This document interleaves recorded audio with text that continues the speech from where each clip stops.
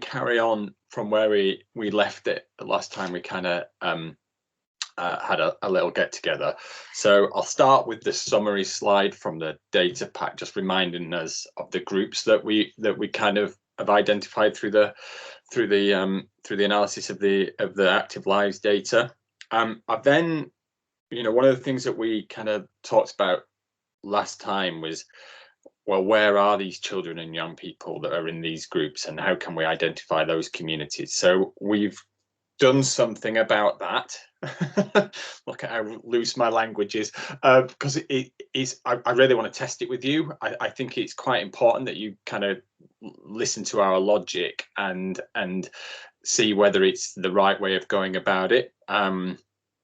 So I'll show you what that's done. There's some other layers that we've put into the mapping tool as well. So I'll show you some of those layers as well, so you can just see how it's built up since the last time we kind of got together. I've then got a little bit of information around the approach. So we've built up these layers to try and identify some communities where some of the children and young people that we really would like to reach might be in greater numbers, and we also took a similar kind of approach to identifying schools around the I always get the name of this wrong, opening schools for community use investment. So I thought I'd just share the method that we've used for that, and then you can tell us what you think of that. And then the last bit, just got a little bit of information. We've done a little bit of work with Sarah over the last couple of months around active travel. So they kind of didn't make the last slide deck in any detail, but I've got a little bit of information around active travel if it's a space that you're interested in. So that's how it's going to work. I'm going to be stopping and asking for your thoughts as we go through, if that's okay. So we'll get a chance to discuss what's on there, and you can ask questions and so forth if that's all right. All right, let me share my screen.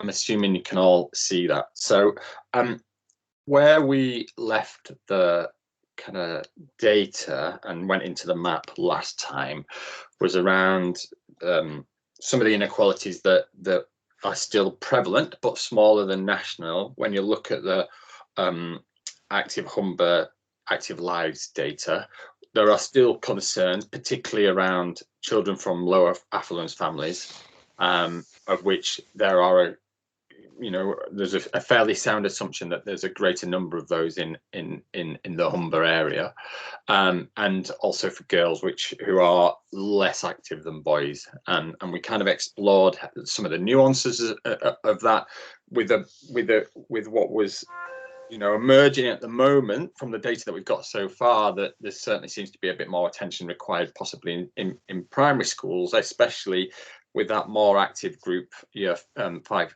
and 6, but 3 and 4 are lower in Humber, and also, but they're lower in it nationally as well. So we kind of explored those groups. We also had a conversation. We touched on children from different ethnic minority backgrounds. The data falls apart for us a little bit here.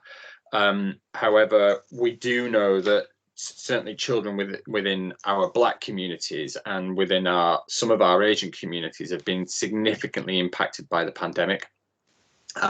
We have got a little bit of data, and it would suggest certainly within our Black communities that the activity levels are lower than certainly white British children. So there's some challenges there around different groups, and we kind of explored this physical literacy bit. I'm going to focus a bit today. After I've got one more slide around just to bring us back into remembering the kind of COVID side of things, and then I'm going to go into the mapping tool, and we've tried to find some of those children and young people in our communities a little bit, and you'll be able to see what we've done and see whether it helps or not with your work.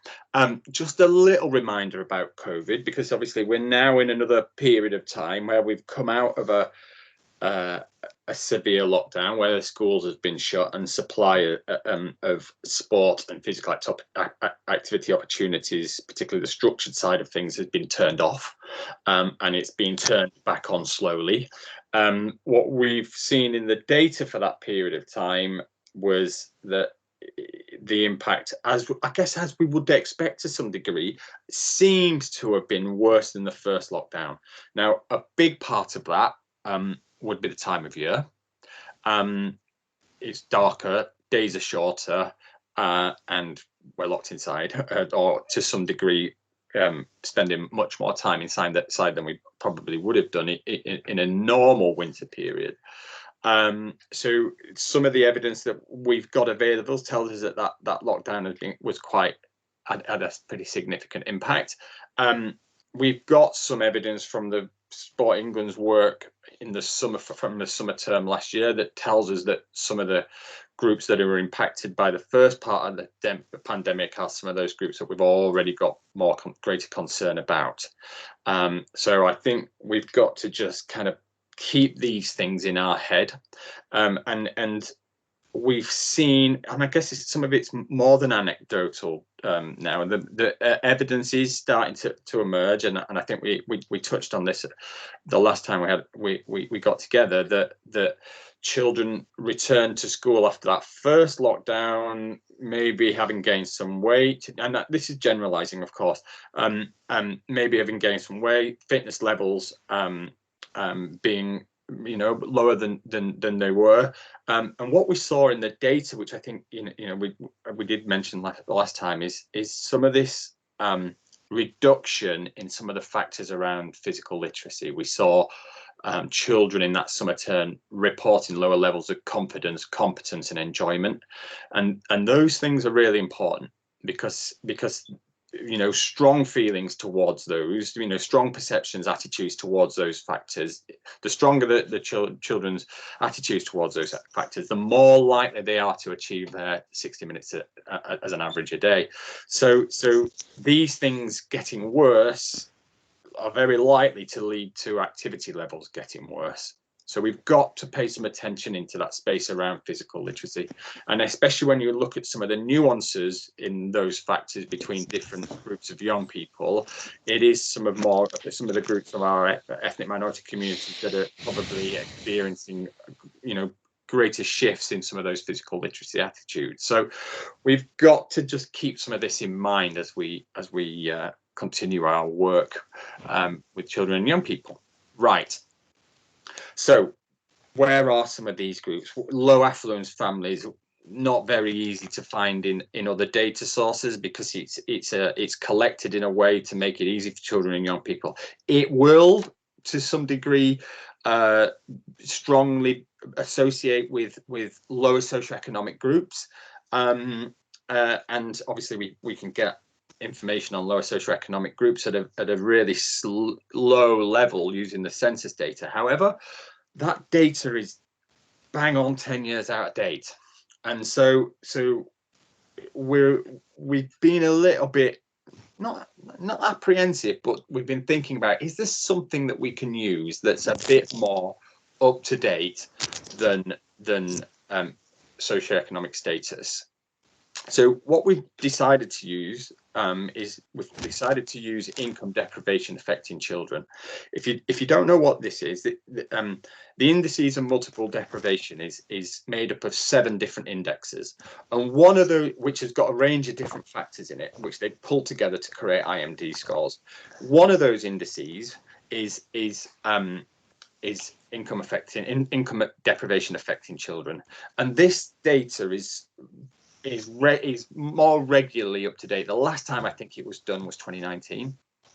So what this indicates is exactly what it says on the tin. Income deprivation that is affecting children and families in quite small geographical areas called low super output areas, which are around, they're between 1,000 and 5,000 people, and we can use this data to find communities, neighborhoods that have got higher levels of income deprivation affecting children. So at the moment, what we've done is we've used that factor at a lower super output area level, coupled with the proportion of under 15s living in these communities at a lower super output area level, using some estimate data from ONS about where they estimate age groups in all of these areas on an annual basis. We've used the most recent information we can get on population age estimates. So we've overlaid these two factors on top of each other, and then we've looked at where do these two factors correlate or associate with what we know about inactivity. The challenge that we've got with that final point is that it's adult. We don't, Sport England don't yet, whether they will in the future or not, I don't know, but they don't yet do any kind of small area estimates for inactivity on children and young people data. We've only got the adult data. Now, we know there's a strong association between inactive adults and inactive children and young people and vice versa. However, it is really just a proxy because we haven't got children and young people data to help us get to a lower level. So we've looked at where the areas that have got more children and young people in them and more children and young people that are affected by income deprivation is almost like a proxy for low family affluence. And then we've looked at where they fall within more inactive adult areas. And what you get, I've got to try and switch screen now. Where have you all gone?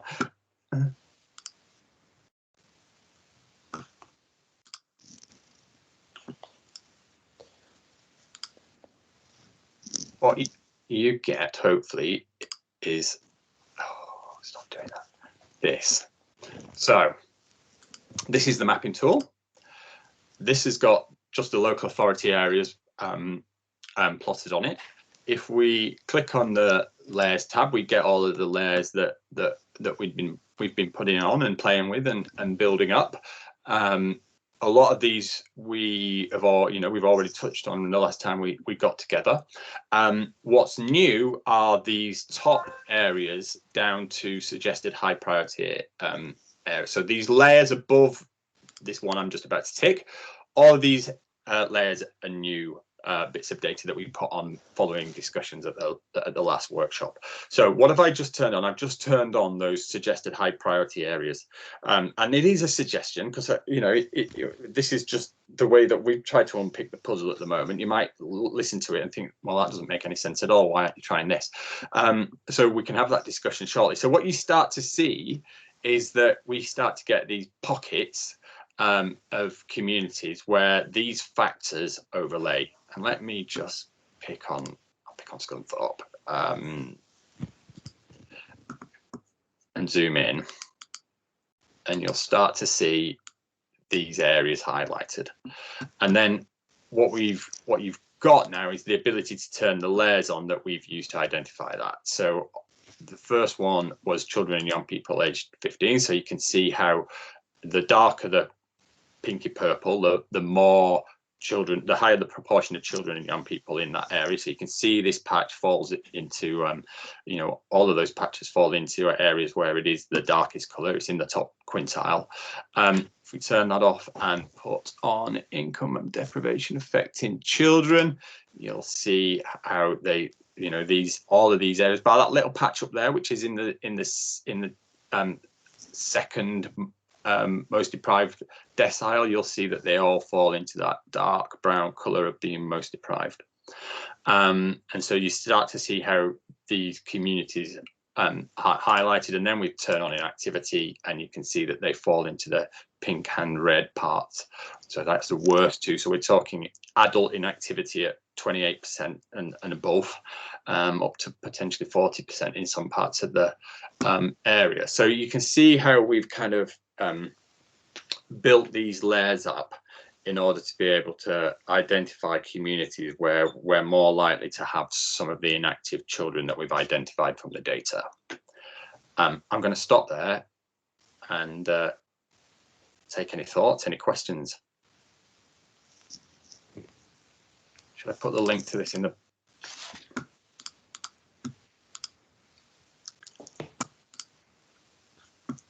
Where's everybody gone? That's what I can't find now. Does it make sense? Can you see why we've done it the way that we've done it? Yes, I can, Scott. Thank you, Alex. Does it make sense to you? Is there any other way that you'd put in? Is there any other layers that you'd want for us to consider? I think it would depend on the project, Scott. Certain projects might need certain layers. Yeah.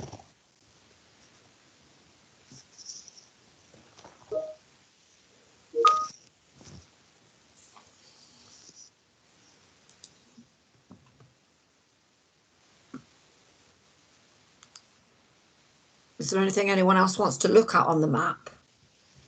Well, I'm going to show some more things in a minute.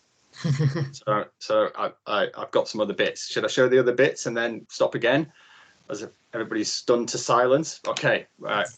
You're only doing this to make me make a fool of myself, trying to share my screen again. You're not allowed to speak, Scott. We've been told you're not allowed to speak. You're allowed to speak now. This is the speaking moment.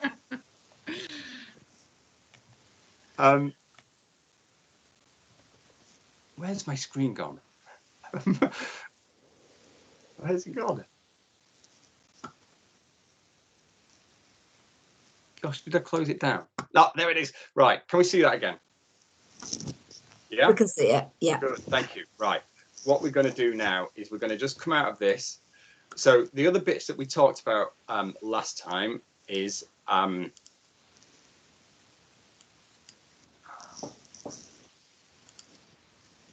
we talked about ethnicity, free school meals, and send information, and whether we can bring that to life on the map in some way. It was already there in terms of, if I just turn inactivity off and click on schools, it was already there in terms of the schools. So if you have a drop, if you click on it on the schools, this is secondary schools, you can get some of this information around send and so on and so forth, free school meal proportion, etc., in this pop-up box. But we talked about being able to try and look at this visually. So what have we done? Well, we've introduced, let's start with a send. So primary school send. So what you've got now is this layer that you can click on, and it will show all of the primary schools that we've got across the area. And it gives each primary school a bubble. The size of that bubble relates to the proportion of children in the school with a send statement. So you'll get the key over here that shows you what the different sides of bubbles means. Okay, so these are all mainstream schools, and it tells you the proportion of children and young people with the send statement. We've got the same, if I just turn that one off and put that one on, we've got the same for secondary schools. So you can start to visually see where we've got higher proportions of children in schools with a send statement. We've also got now, we've done the same for free school meals.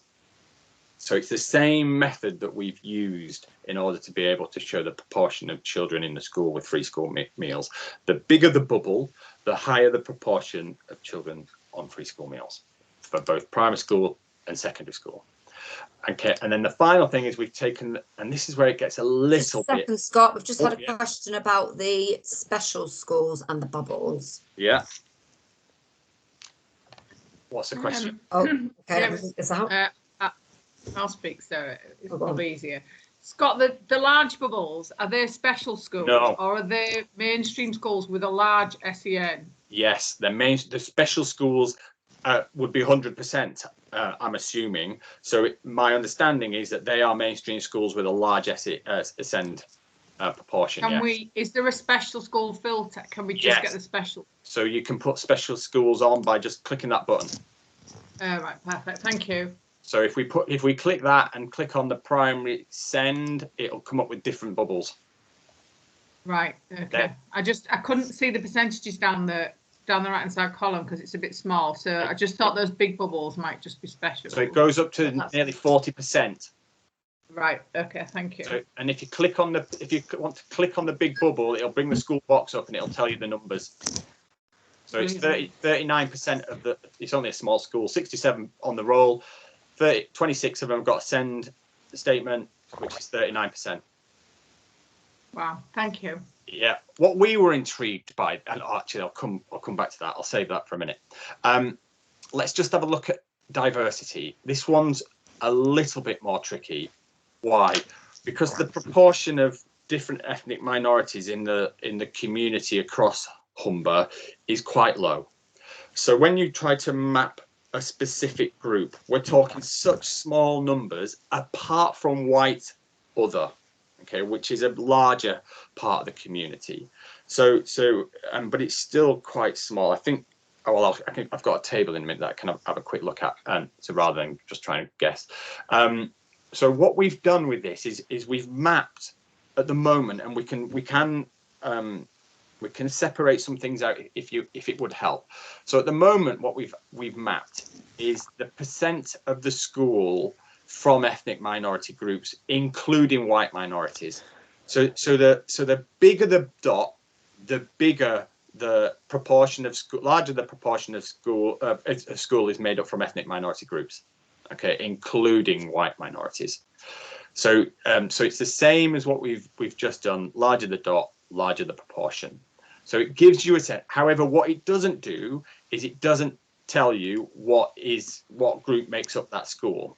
And at the moment, we haven't added that information into here, but we could, if you wanted us to, put in the pop-up box what groups make up that school's diversity. That could be, so for example, we could have this proportion here, but then it could have proportion that are a white other, proportion that are Asian, proportion of black, etc., etc. So it's, or an alternative is we could try to map, for example, we could change the color of the dots depending on where our white other communities are. However, I think the only group that really would work for is white other, because when you look at the, let me get my slide deck back up. Are you still seeing my screen generally? Yeah. Yeah. Great, thank you. What you see when, come out of that mode. This is the size. So what we've got, the way that we've done this, by the way, is because we were frustrated ourselves with using 2011 census data for minority ethnic communities, we've used the school roll data. So what you've got on this slide now is a summary of the proportion of the school population by different ethnic groups, and you can see that they are quite slowly growing, apart from the white other and the other group that's grown a bit more quickly. So there is, you can see how the white British proportion is becoming slowly becoming smaller part of the children and young people school roll community. So it's becoming more diverse. That is being driven in the main by this group called white other, which covers quite a bit of different ethnicities. So I guess it's up to you what you think would be the most helpful, whether you would like us to just put a pop-up box with the different ethnic makeup of the different schools, so we can click on the school and we can get the ethnicity breakdown as well as these other factors, or whether you want some of it mapping. Do you want to ask that question now, Scott, or do you want to wait till the end? Well, I'll ask it now. Any Okay, thoughts? lovely. Well, we've had a couple of comments. So Yaroslava said yes, please, and Amanda said that the info in the box would be really useful. Okay. So I think it's just agreeing the way that we do that. Yeah. Okay, so it looks like we've got 2 votes for information in the box. So that sounds Okay. like a good way to do it. I personally, I think that would be the best way of doing it, because I just think mapping it would be, apart from that white other group, it'd be quite limited. And what I think Martin might be able to do is break down some of the ethnicities a little bit more, and we might be able to then provide a table that's got some of the percentages broken down for different local authorities. And then the data relevant to the particular school would be in that pop-up box. Okay, perfect. Okay. I guess my question, Scott, if I can just jump in, is I'm interested to know how people would use that information, what they'd use it for. If anyone has any ideas. Well, I think for us, it just helps target certain events and competitions and the intent of that event and why we'd invite certain schools or host it in certain areas. Brilliant. Thanks, Alex. Yeah, I agree with that. Obviously, at a time when we're trying to reach, the sort of the harder to reach and the harder to target, it is that would be really useful. That's great. Thank you very much, guys. Good. Sounds like it's doing what we want it to do. So that's good. Let me just, I'd like your thoughts. You might not have any thoughts. You might just think I'm odd for thinking about things like this, but there's nothing new there. Let me just go back out to the Humber region and let's turn that layer off and turn on primary school. And then I want to turn on, which one? Let's turn that on. I was a bit, actually, let's turn the layer, the priority areas on. I was a bit struck by this. I don't know why, and maybe it's just, you might have some thoughts of why we've got what we've got, but I was expecting to some degree that some of these larger blobs, for want of a better description, discs, that's probably a better way of describing them. Some of these larger discs would be falling in to some of the areas that we've identified, and that's not the pattern. Some of the larger discs are not in those spaces, and so we were quite intrigued by this, and we had a little chat about it as a team the other day, just to say, well, what do we think we're observing? Why is it that some of our probably let's just turn IMD on as well. Where's IMD gone? So some of these bigger discs are in our lesser deprived areas. There's still some not. Obviously, especially when you start to look at this little patch down here, there's quite a few of the larger discs that are certainly in those areas, but when you zoom out to the Humber level, I think what strikes you is some of the largest discs are not in the most deprived areas. And what's your thoughts on that?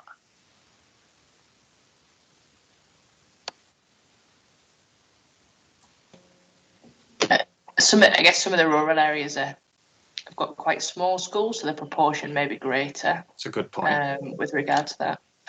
Yeah. It'd be interesting if you could do that with the free school meals, because you've got the percentage of free school meals, haven't you, to see if that kind of correlates. It correlates more strongly than send does, definitely. So if I just turn the send off and stick on the free school meals, you can it certainly correlates more strongly than the send does. It's some of those big blobs in the middle of nowhere, and it's a good comment actually, because I think just the example that we looked at earlier, the one that was out here somewhere, 67 but 20 odd children with a send statement. One of the things that we were throwing around was whether you hear anything like this, or is whether middle class parents are a bit more pushy at getting children the support that they need.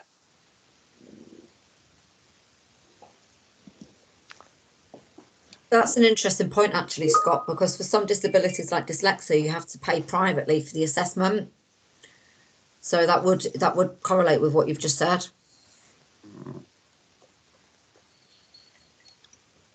I don't know. We haven't kind of looked into this. It might be something that we try and look into a little bit more, because it'd be interesting to know whether this pattern is something across the country. Taking a Humber level sample like this, it certainly would be, and whether the point that's been raised around ratio of send to size of population, whether we can see whether that is a factor or not.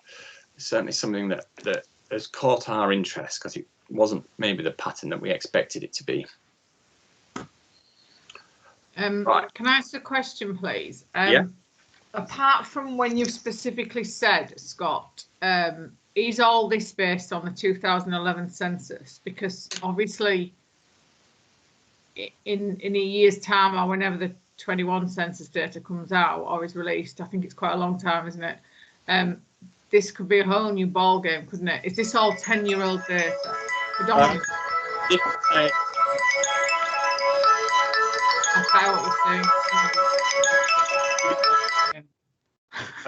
What we've got is so things like the 0 to 15s, the proportion of the population that's under 15. We've used mid-year estimates from 2019.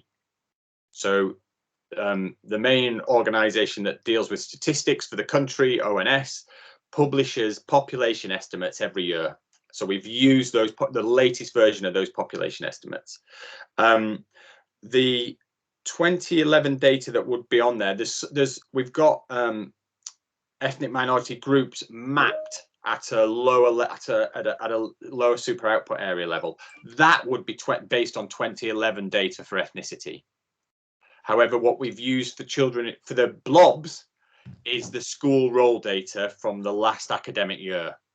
So the blobs around SEND, school roll, SEND, ethnicity, and free school meals are all from the school year roll data from the last full year academic year. So is there a way then that we could, or that you could, just asterisk anything that's from the 2011 census? Because I suspect in the last 10 years, things have changed massively. Yeah. Now, it seems like a lot of the data that's relevant to, certainly to me, the school data is quite up to date, which is great. So, but the 2011 data, I think we need to be a bit mindful that it's 10 years old. Is there a way of sort of just marking that as a sort of, just so we're conscious of it when we're using this as a... Yeah, let me just see what it... So at the moment, let me just turn off some of those other layers. So I've just put up ethnicity Asian British, and it doesn't say that it's 2011. So I can get the layers noted either in the key or on the layer, the type name for the layer if there's a space of the data of the ones that are 2011. Absolutely, we can do that. Yeah, I think that would be helpful because 10 years is a long time. Yeah. Obviously, we do some new up to date data, but I wouldn't want to take that as read that that's up to date and then find out that some things are 2011 and some things are quite new. And yeah, we can do that. Thank you.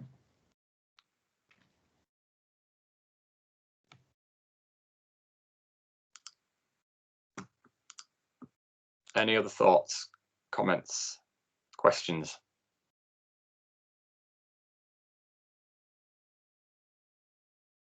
Okay, let me just find my slide deck again. There's a couple more things I just want to explain that we've been up to since the last time we caught up. When I work all this technology out again, there's got to be an easier way of sharing my screen than this. So one of the things that we've worked with David, Sarah and the team on is this community use of schools investment, and a stipulation from Sport England that it needs to be attached to secondary schools and pupils receiving. Sorry, Scott, are you sharing your screen? Am I not sharing it now? No. Come on, Scott, we've been at this a year now. Well, it's Teams. I just can't get used to Teams. It throws me every time. Perfect, you're doing great now. Right, so community use of schools. So the investment came with one main kind of condition around it, which was, well, 2 secondary schools and pupils receiving free school meals. So how do we start to try and identify which schools we should be looking at? So we basically got a list of secondary schools, identified the proportion of free school meals for each of the schools, identified where they were and what LSOA and MSOA they sat in and all of that stuff. We also pulled the small area estimates together, that proportion of inactive, and we looked at the number of SEND pupils as well. And we just got this data together. We then ranked the schools, 55 secondary schools, by just 1 to 55, based on free school meals, SEND, and small area estimates. We then totaled the ranks and identified the top 20. And then the feedback that we got was that there was only one school from East Riding, so maybe we should look at 25. Well, it just happened to turn out that 21, 22, and 23 ranked schools on the list were all East Riding schools. So what we've got at the moment is this list based on those 3 factors that starts to identify schools that have higher proportion of free school meal, higher proportion of children with a SEND statement, and they're in our more inactive areas. However, I would just be conscious of what this doesn't do, which is there's nothing about whether the school are interested. There's nothing around whether the school has got facilities to open up or their current state of opening up or not. So it's ignoring those kind of factors, pretty important contextual factors. It's also we decided not to rank those weight those ranks to any degree.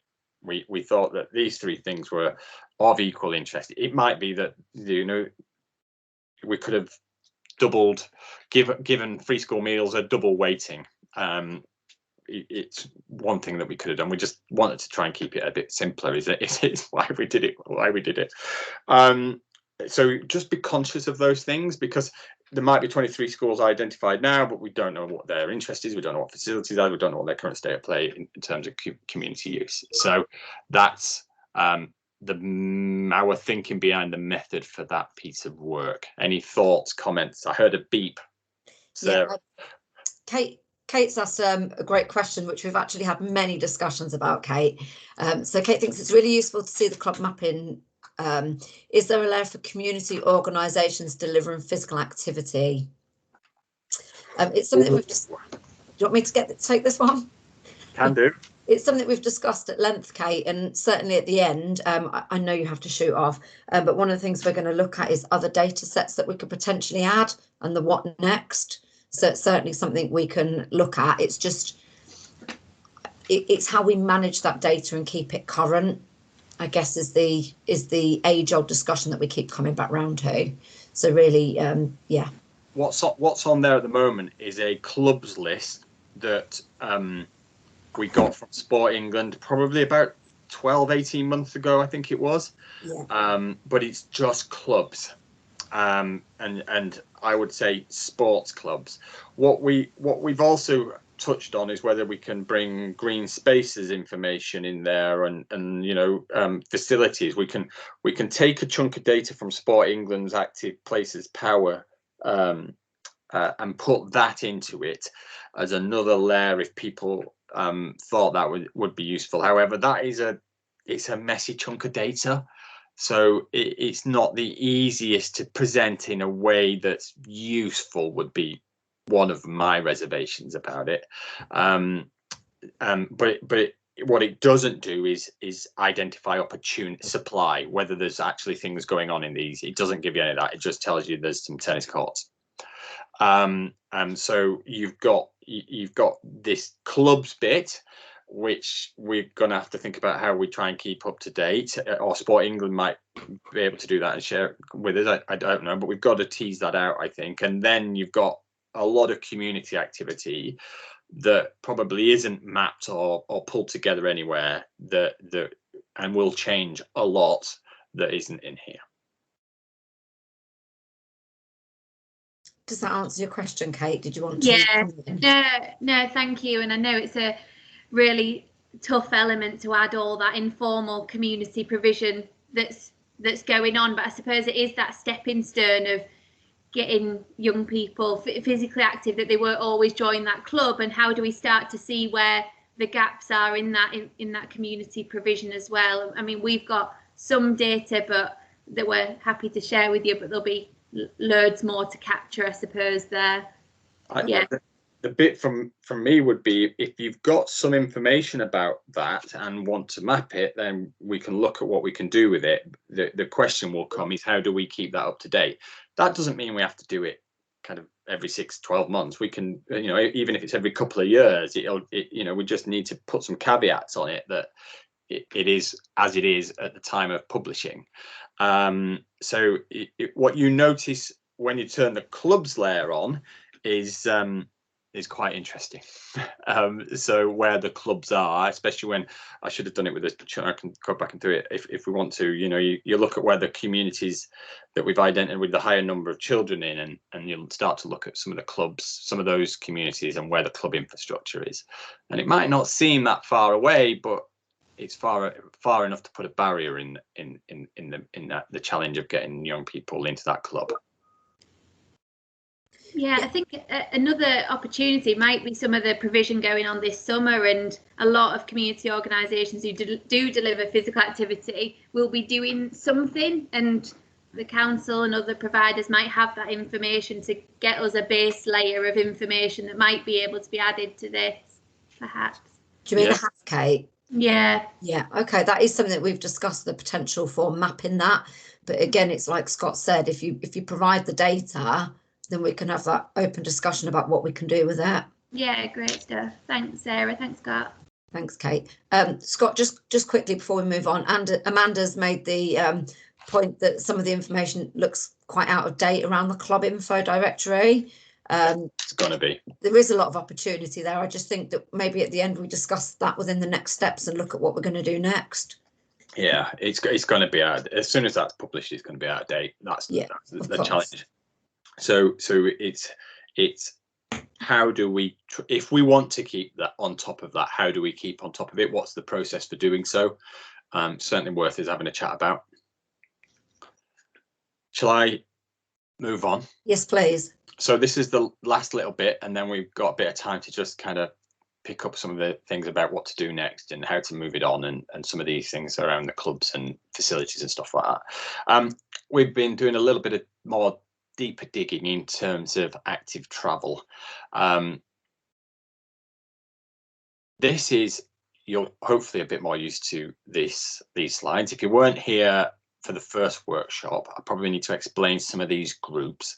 So this is once a week. So once in the last 7 days, the children and young people have to report that it's moderate intensity, so it's got them out of breath, raise their heart rate a little bit, but it's for any duration. So it could have been 1 minute, could have been four hours. And what you've got is those that have done some kind of active travel, walking or cycling, in the last 7 days. By different demographic groups. The year groups and the gender explain themselves. No help, extra help is Sport England would use the word disability for those that need extra help. We're a bit cautious of doing so just because of the way that the questions asked. It asks whether children and young people require extra help. So we've used the term extra help or no help. We've then got FAS. What does FAS? Family Affluence Score. I should have explained this earlier for those that were census and a lot of adult surveys collect information by working out socioeconomic status, and it asks a series of questions around qualifications, kind of job you do, kind of income you earn, and it puts you into a socioeconomic group.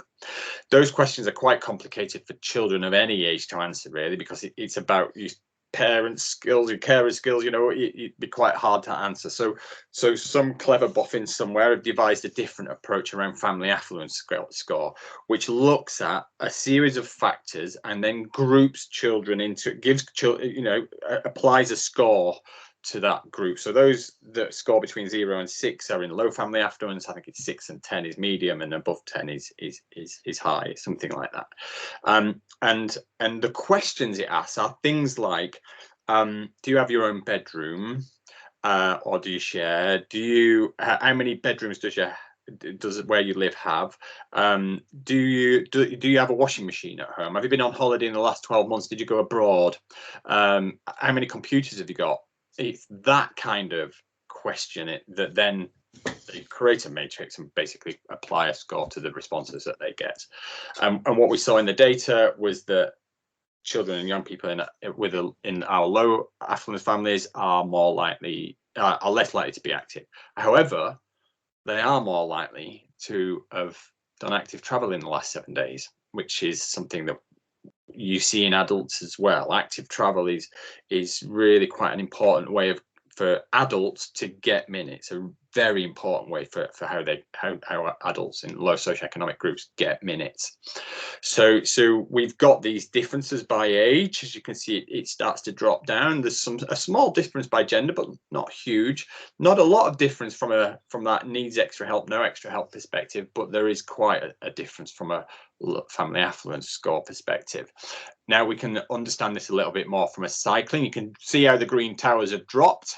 A lot less children have done cycling remember, this is cycling for travel in the last 7 days. It's not leisure cycling, going out on my bike and just cycling around the community, or going on a mountain bike ride, whatever it might be. This is just cycling for the purpose of travel.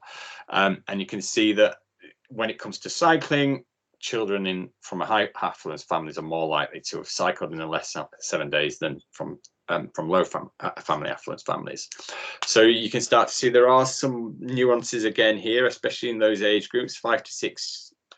Interesting little lift there. Bit more of a gender difference coming in here, which is interesting. And also a bit more of a difference between those that need extra help and no extra help, but probably not the way around that we would expect it. And then we've got walking by these different demographic groups, and you can start to see just that gap that we saw in active travel rates overall, how that for a family affluence score, you can see how walking creates that gap. So it would appear that our high family affluence children are more likely to get a lift or maybe the bus, but if they got the bus, they're more likely to have maybe walked to the bus stop. And so I would suggest it might imply that children in higher family affluence families are more likely to be given a little drive to school. Could be to do with rurality, could be to do with where they're living in relationship to the school. Of course it could. There might not be any other option. So you get these interesting patterns. We can't break it down by demographic group when we look at local authorities. A little bit we can when we look at things overall, but not massively. And there are some subtle differences, not enormous, but there are some subtle differences between the different local authorities and levels of active travel, walking and cycling between the areas. In particularly North Lincolnshire, that's quite low in terms of cycling compared to some of the other areas.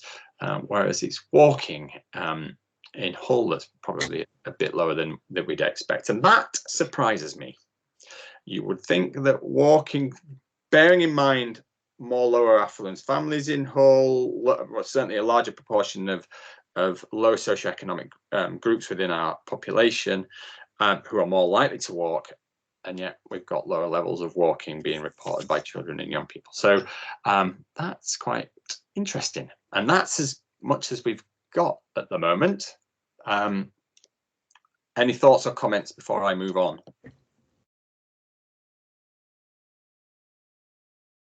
I haven't heard any beeps either, so I'm just going to move on. Move on. So you can see, I think, hopefully you can see, probably a better way of phrasing it, the way that we're trying to just kind of build this up, listen to what you'd like to see in there, put it in there, explore with you how you'd like to try and use it. And so we did a workshop last week in North Lincs with Liz and colleagues, just looking at North Lincs data and trying to bring the map to life in North Lincolnshire and trying to build that picture up and engage a quite broad range of partners in the conversation and the work. But it'd be great to hear what would help you with your work. How can we continue to evolve this? How can we support you to do what you'd like to do?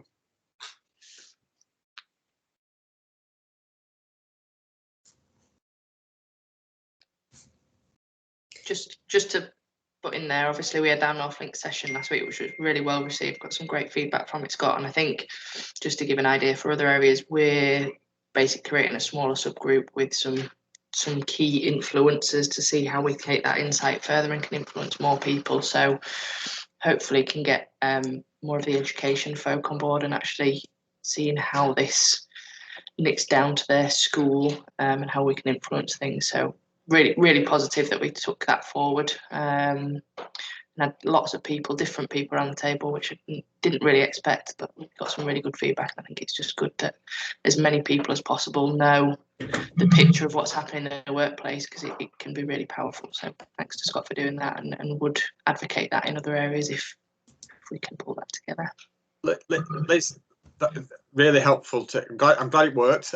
You know, it felt like a good discussion, and there was a lot of really good questions.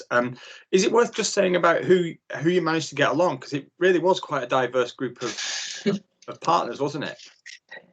Yeah, it was. The power of doing things online, I think, probably helped with regards to that people could just drop in. So yeah, we had leisure services there, we had governor services, we had youth service, we had the police and crime commissioner's office there.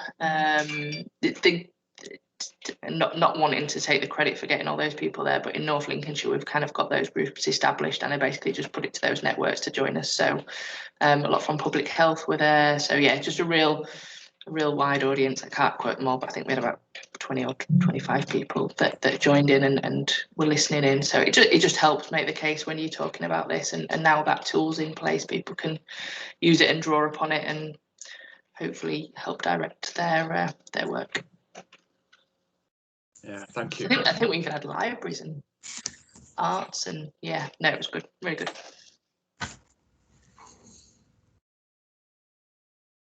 I just, Alistair, I agree. There's a lot. There's so much to try and digest, get your head around. So if you have any thoughts, you know, once you've had a chance to sit and look at it and think about it, just send them in to us, ping them over to Sarah so that we can pick them up.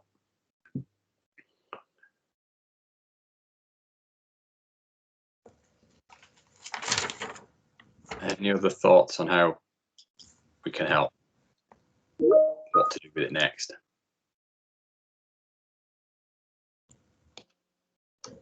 I guess really, if there's any other data sets that you can think of that might be useful to have on there, you know, mention them now. Again, obviously, if you need to have a think about it, send them through.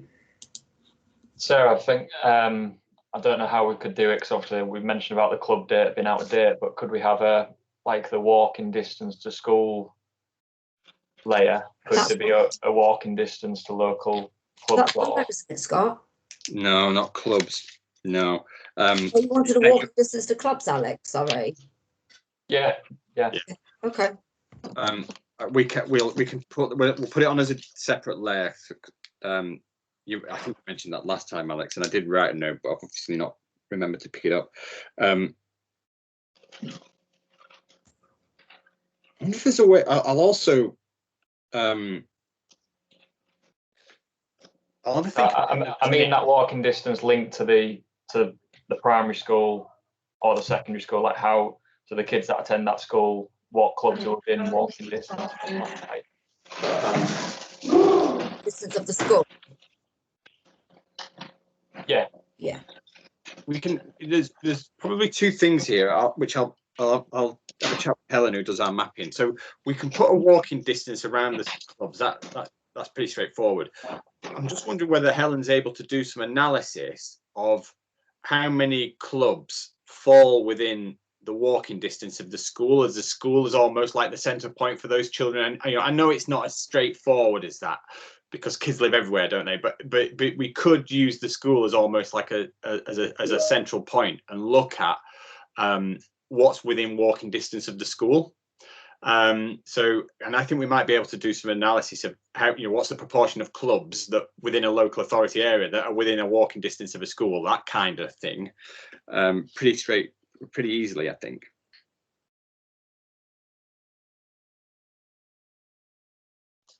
Okay.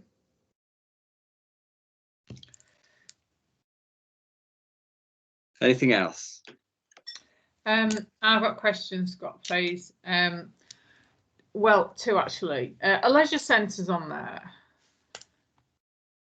Not at the moment. Because walking distance to clubs is great, but obviously walking distance to leisure centres, there might not be a club per se, but they might be able to access sport in some way by having a walking distance to club, walking distance to leisure centre. That's point one. I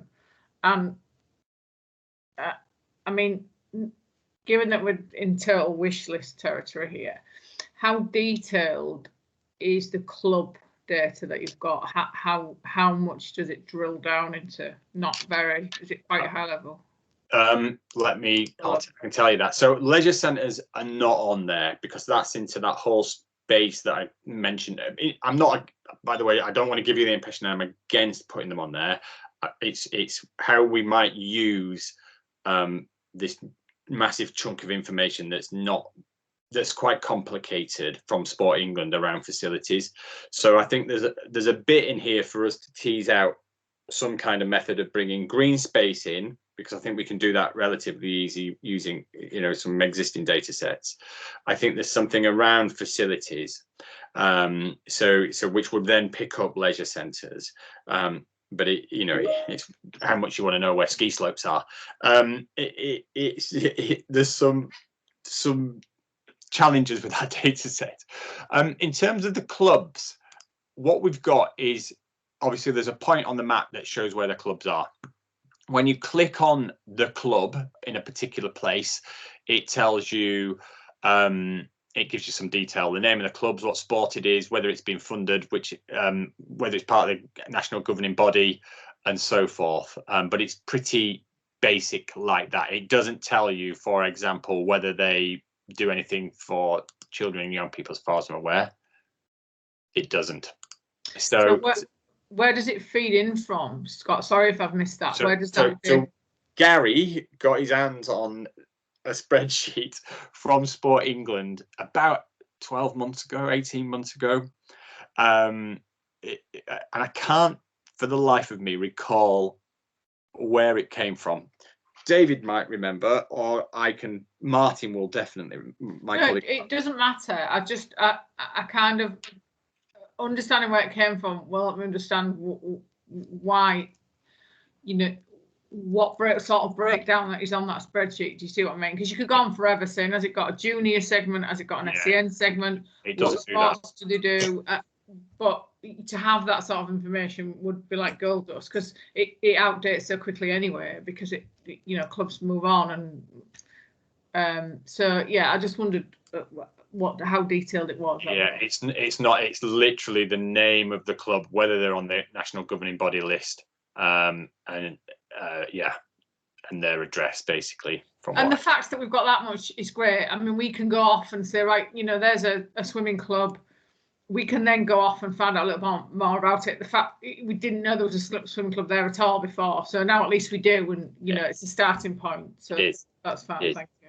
I think there is a conversation to be had with Sport England here about, do they hold any of that other information? What they've decided to give Gary is one thing, isn't it? Whether they hold, a different level of information is another thing. So I think there is a conversation to be had with Sport England about club, particularly young people orientated club infrastructure. And if they hold more information that we might be able to use. And what I can do is we'll look at this active places data and we'll see whether there's any way within that helps us identify facilities, spaces, whatever it collects that are more relevant to children and young people. Thank you.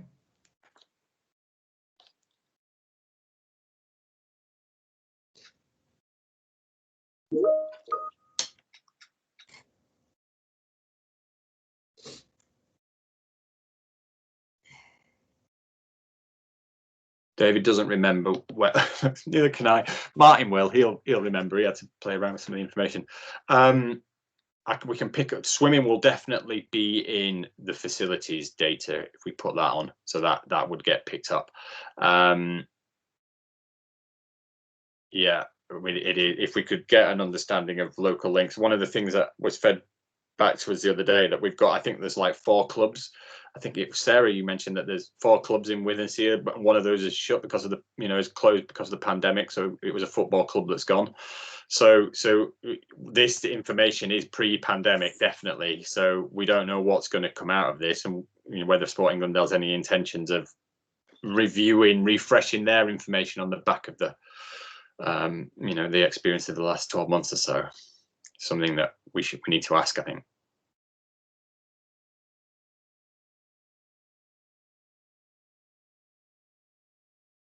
Yeah, and then Amanda said about swimming pools might be useful as well.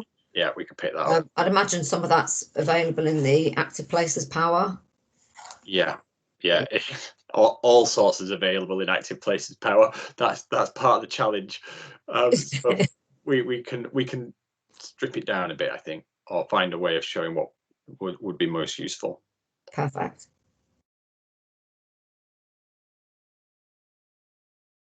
Someone's got their hand up. Joe's got a hand up. Oh, no. Sorry. Took it down. Alex has said about the mode shift stars accreditations. Alex, do you want to elaborate on that a little bit?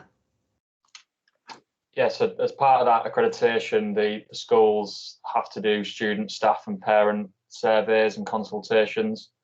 So I'm not entirely sure on how, because that might not be consistent between schools in terms of what questions they're asking and what they're looking for, but that might be able to be fed back if we had a standardised survey or something we could share to the schools.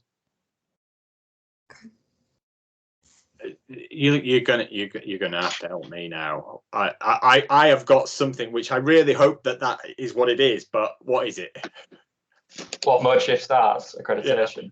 Yeah. So it's a national accreditation scheme that in Hull, I know from September we're pushing that with schools and using it as a tool to develop sustainable active travel. Right. So I believe East Riding schools through the council, there's quite a few that have gained the accreditation, but I think one thing we were discussing in Hull is sending out a standardised consultation survey for the schools to use so they don't have to come up with their own. Well, I'm going to have to share this. I'm going to get geeky for a minute again. I'm going to have to go through the rigmarole of trying to share my screen again, but I'd like to share this if I can, because this is one of my favourite visuals on this map. Where have I put the map? Can you see my screen again? Nope. Oh, come on. Right, back to the map. That's the clubs, by the way, that are turned on at the moment. So let's just zoom in a little bit. Stay at that level because I think so. Just turn the clubs off and put on the walk time. Now, when you look at it at this level, I want to close that. Just zoom in a little bit. When you look at it at this level, you just start to realise some of the challenges that we've got around getting to school. Obviously, the darker those patches, the more schools there are with their walk times overlapping each other, and obviously it's going to associate really strongly with population density. Of course, it is. But it starts to, at this level, it poses some interesting questions about walking, doesn't it? And so, active travel from schools. It's certainly some parts of of the area. What would be lovely would be to identify some of the schools that are in trying to get that accreditation, that mode shift accreditation, and being able to plot them. Because I think that would be, a fascinating bit to look at, and see whether they overlay with what we know about walking, i.e., it's more likely to be done with children in low affluent families, because what we also hear a lot, whilst those groups already walk more, we also hear that the environment that they're walking through is less conducive for walking and less supportive of walking.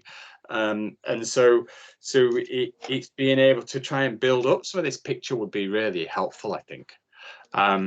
I'm really intrigued by the pattern Good. Cheers. and how it might overlay with other, so certainly space to explore.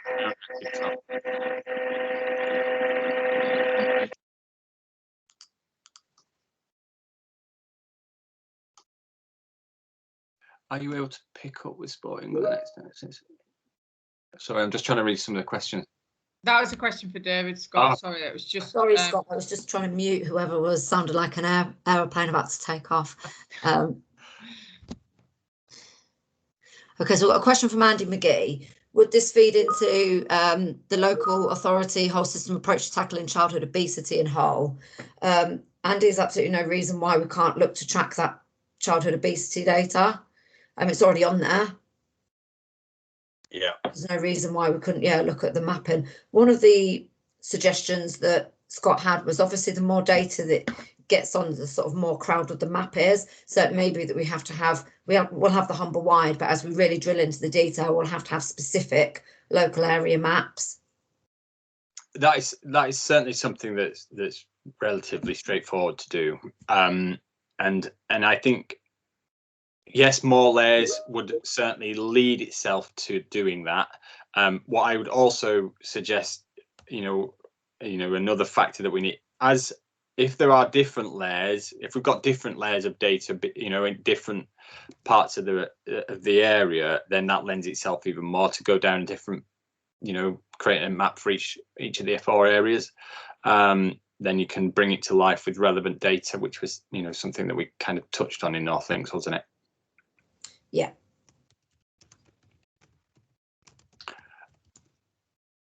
I certainly would be interested in that mode shift information.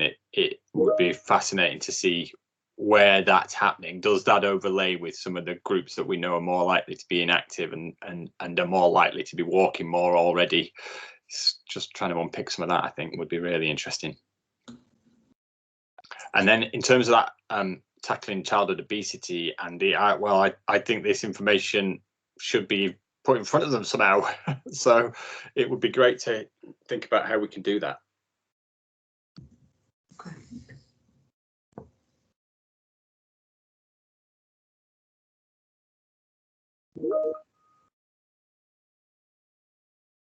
Yeah, could be. That's it from me. I haven't got anything else, apart from probably more things I'd like to show you, just because I'm a bit odd at looking at data. But I've got enough of it now. I could just take everyone through the next step. So what I'll do then, I'll send through the presentation that Scott's given today.